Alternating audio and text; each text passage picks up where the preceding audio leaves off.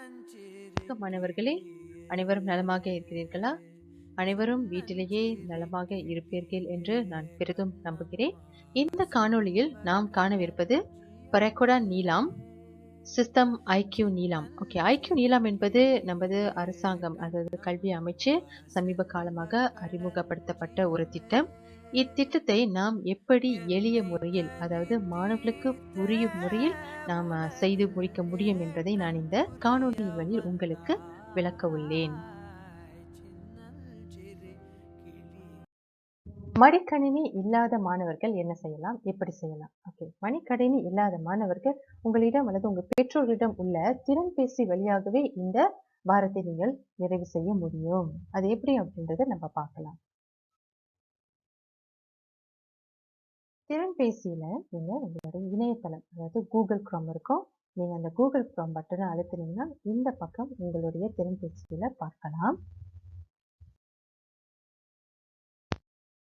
திறன்பேசியில அகப்பக்கத்தை திறந்த பிறகு இந்த கொடுக்கப்பட்ட URL நீங்க அங்க டைப் செய்ய வேண்டும். http://iqnilam.moe.gov.my/ என்ற அகப்பக்கத்தை நீங்க அங்க டைப் செய்தால் அடுத்து என்ன நடக்குதுன்றத பார்ப்போம். சிஸ்டம் ஐக்யூ நீலாம் அகப்பக்கம் திறந்தவுடன் அங்க லாக் மசோ என்ற தெரியுதுங்க.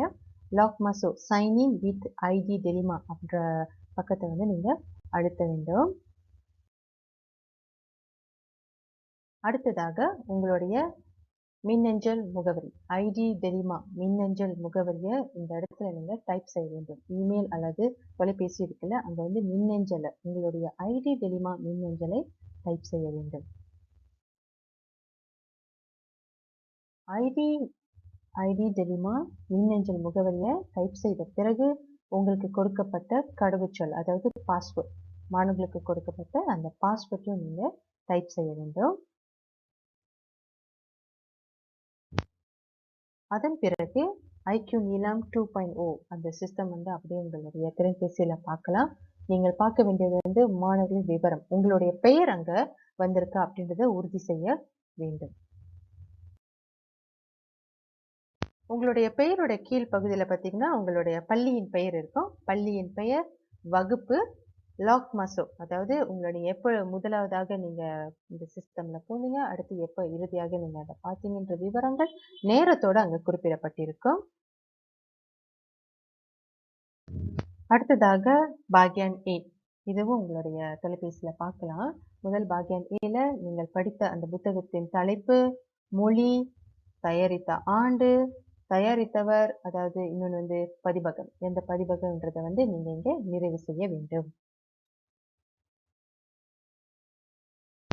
பிரிவு B, பிரிவு Bல வந்து ஞாத்தக்கான் ஜெனிஸ் பச்சஹான், புக்கு ஃபிக்ஷன், அதோடைய பக்கம், அந்த பக்கங்கள் எத்தனை பக்கங்கள் அந்த எண்ணிக்கை நீங்கள் குறிப்பிட வேண்டும்.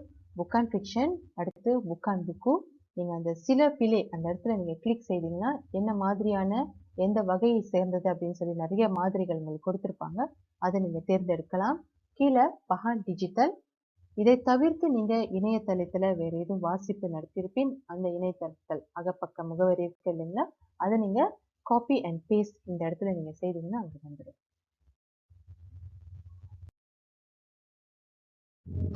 பாக்யான் சில நீங்கள் வாசித்த அந்த புத்தகத்துடைய கதை சுருக்கத்தை இந்த இடத்துல நீங்க டைப் செய்வீங்க. போன்லயே நீங்க டைப் செய்ய முடியும், அதாவது உங்க திரைப்பேசியிலே நீங்கள் படித்த அந்த புத்தகத்தின் கதை சுருக்கத்தை டைப் செய்து வைத்துக் கொள்ளுங்கள்.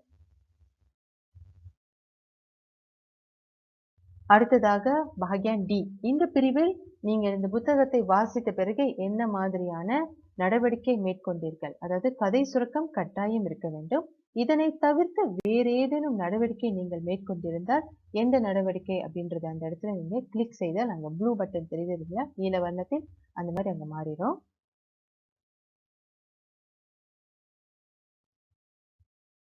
ஆக்டிவிட்டி லைன்ல பார்த்தீங்கன்னா கொடுக்கப்பட்ட நடவடிக்கை தவிர்த்து வேறு ஏதும் நடவடிக்கை நீங்கள் செய்திருப்பேன், அது எந்த நடவடிக்கை எப்படி செய்தீர்கின்ற அந்த விவரத்தை நீங்கள் இந்த இடத்தில் கிளிக் செய்ய வேண்டும். அடுத்ததாக பார்த்தீங்கன்னா சிவப்பு பட்டன் அங்கே இருக்கு, கிளிக் உன்டோ சிம்பன். நீங்கள் எல்லா பாரத்தையும் எல்லா விவரங்களையும் சரியாக பூர்த்தி செய்த பிறகு இறுதியாக அந்த சிவப்பு பட்டன் கிளிக் இருக்குல்ல, அந்த சிம்பன் சிம்பான் என்ற பட்டனை அழுத்த வேண்டும். அதன் பிறகு பார்த்தீங்கன்னா நீங்கள் சேகரித்த நீங்கள் என்னென்ன விவரங்கள் எல்லாம் நீங்கள் சேர்த்தீங்களோ அது எல்லாமே அங்க சேர்க்கப்படும். மேலும் நிறைய புத்தகங்களை வாசிக்க விரும்பும் மாணவர்கள் நம் பள்ளியின் ராக் புஸ்தகா டிஜிட்டல் எனும் பக்கத்தை நீங்கள் வலம் வரலாம். இந்த பக்கத்தில் அந்த மின்னஞ்சல் மேல இருக்கு பார்த்தீங்களா, அதை நீங்க கிளிக் செய்த பிறகு இங்க பல்வகையான புத்தகங்கள் உங்களுக்காக சேமிக்கப்பட்டிருக்கிறது. உங்களுக்கு விருப்பமுள்ள புத்தகங்களை தேர்ந்தெடுத்து வாசித்த பிறகு கூட நீங்க இந்த சிஸ்டம் IQ நீலாமில் பூர்த்தி செய்யலாம். சரி மாணவர்களே, கொடுக்கப்பட்ட விவரங்கள் யாவும் உங்களுக்கு எளிய முறையில் புரிந்திருக்கும் என்ற நம்பிக்கையில் விடைபெறுகிறேன். நன்றி, வணக்கம்.